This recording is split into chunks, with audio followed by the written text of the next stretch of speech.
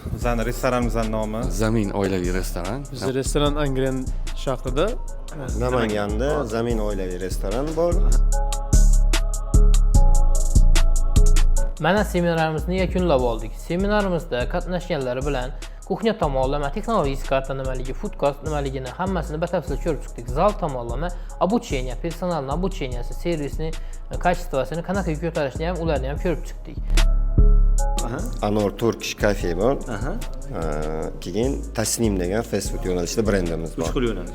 Bo'l. Uzr 10 dan 10 beraman. Maza qildingizmi? Ha, maza qildim. Ko'p narsa oldim chunki hozir ko'p qiynayotgan muammolar bor edi.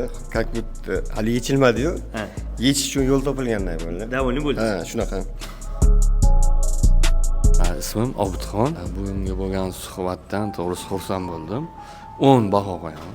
Joningiz sog' bo'lsin aka. Rahmat. Sizlarga ham rahmat. Joninglar sog' bo'lsin. Mehnatingizga rozi bo'ling. Sergelida joylashgan Zafran restorani, oilaviy restoran. Hop, biz keldik, bilimlarni oldik. Faxriddin akadan, o'zimiz akalar, ukalardan gap so'z yo'q. 10 dan 10gacha baholaymiz, hammaga tavsiya qilamiz. Xursand bo'ldik. Kelinligini ham oldik. Rahmat kattaga. Seminarimizda qatnashganlar bilan 3 ta restorator bilan dogovor tuzdik va ular bilan tez orada ishni boshlaymiz. Yana shunaqa seminarlarimizni kutib qoling, tez orada yana o'tkazamiz.